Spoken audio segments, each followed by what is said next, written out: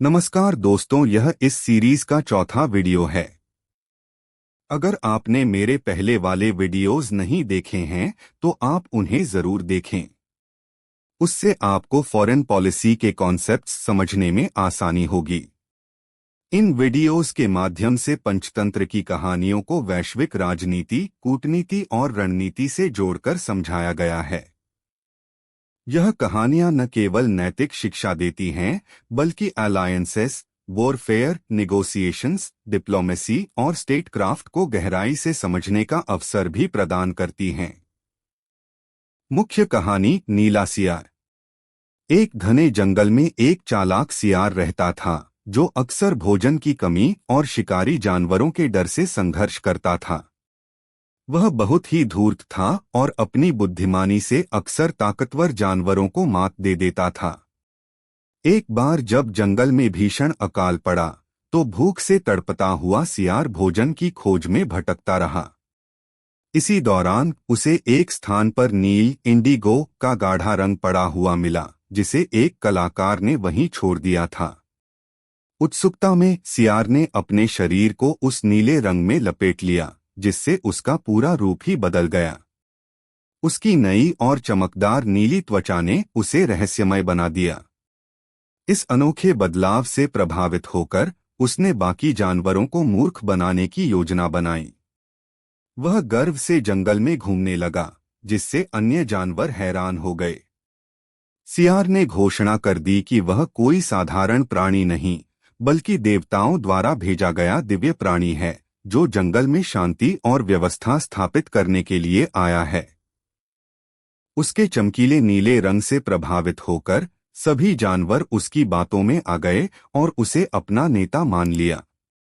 परंतु एक दिन जब उसने अन्य सियारों की पुकार सुनी, तो वह भी अपने मूल स्वभाव में लौट आया और जोर जोर से सियारों की तरह चिल्लाने लगा। इससे उसकी असली पहचान उजागर हो गई। जंगल के जानवरों ने महसूस किया कि वे एक साधारण सियार द्वारा धोखा खा गए थे। क्रोधित होकर उन्होंने उसे जंगल से बाहर भगा दिया। उसका नीला रंग, जो कभी ताकत और सम्मान का प्रतीक था, अब शर्मिंदगी और पराजय का प्रतीक बन गया। फॉरेन पॉलिसी लेसन्स: एक, छवि और धारणा की ताकत, the power of appearance and perception in diplomacy. सियार ने सिर्फ अपनी नई नीली छवि के कारण पूरे जंगल पर प्रभाव जमा लिया, भले ही उसकी असली ताकत कुछ भी नहीं थी। कई देश प्रोपेगेंडा, मीडिया कंट्रोल और सिंबॉलिक जेस्चर्स के जरिए अपनी ताकत का भ्रम पैदा करते हैं, ताकि वे अधिक शक्तिशाली और स्थिर दिखें। असली शक्ति केवल ब्रांडिंग से नहीं, बल्कि इकोनॉमी, मिलिट्री कैपेसिटी और डिप्लोमेटिक इन्फ्लुएंस से आती है। नेशंस को वास्तविक क्षमता का सही मूल्यांकन करना चाहिए, न कि केवल बाहरी छवि पर भरोसा करना। 2, धोखाधड़ी की कूटनीति और झूठे नेतृत्व का खतरा, the dangers of deceptive diplomacy and false leadership. सियार ने अपने झूठे दावों से जानवरों को प्रभावित किया, लेकिन असलियत सामने आते ही वह कमजोर साबित हुआ। ग्लोबल पॉलिटिक्स में डिसेप्टिव लीडर्स अक्सर बड़े इश्यूज का सल्यूशन देने का दावा करके एलायंस को मिसलीड कर देते हैं।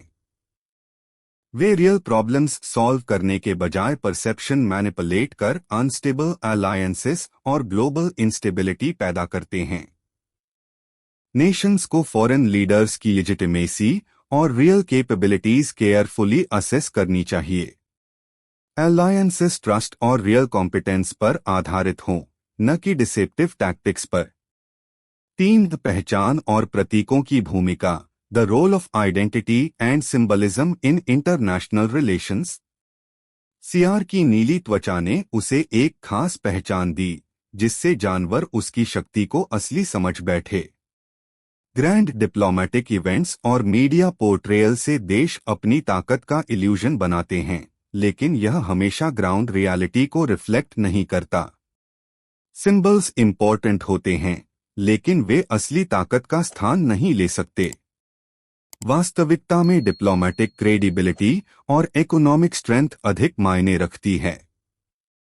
4, अपनी शक्ति को अधिक आंकने का खतरा, the perils of overestimating one's influence and power. CR को लगा कि उसका धोखा कभी पकड़ा नहीं जाएगा, लेकिन वुल्व्स ने उसकी सच्चाई उजागर कर दी।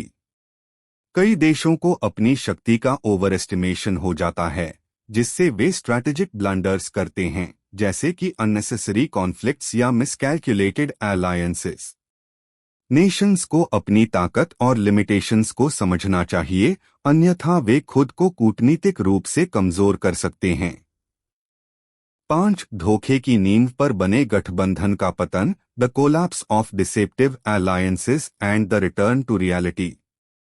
सीआर की असलियत पता चलते ही जानवरों ने उसका समर्थन छोड़ दिया और वह जंगल से भागने को मजबूर हो गया। कूटनीतिक गठबंधन जो केवल प्रोपेगेंडा और डिसेप्शन पर आधारित होते हैं, वे लंबे समय तक नहीं टिकते। स्टेबल अलायंसेस म्यूचुअल ट्रस्ट और ट्रांसपेरेंसी पर बनने चाहिए, क्योंकि झूठ और मैनिपुलेशन पर बनी पार्टनरशिप्स अंततः टूट जाती हैं। निष्कर्ष: नीला सीआर की कहानी हमें सिखाती है कि केवल दिखावे से ताकत नहीं मिलती।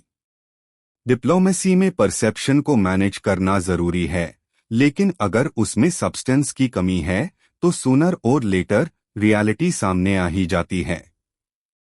नेशंस को अलायंसेस और पार्टनरशिप्स फॉर्म करते समय केवल एक्सटर्नल ब्रांडिंग के बजाय असली कैपेबिलिटीज को ध्यान में रखना चाहिए। अगर आपको मेरे वीडियोस अच्छे लग रहे हैं तो प्लीज़ आप इन वीडियोस को लाइक करें, कमेंट करें, मेरे चैनल को सब्सक्राइब करें, बेल आइकन दबाएं ताकि मेरे नए वीडियोस के नोटिफिकेशंस आपको मिलते रहें और आप अपने फैमिली मेंबर्स और फ्रेंड्स के साथ भी इन वीडियोस को ज़रूर शेयर करें।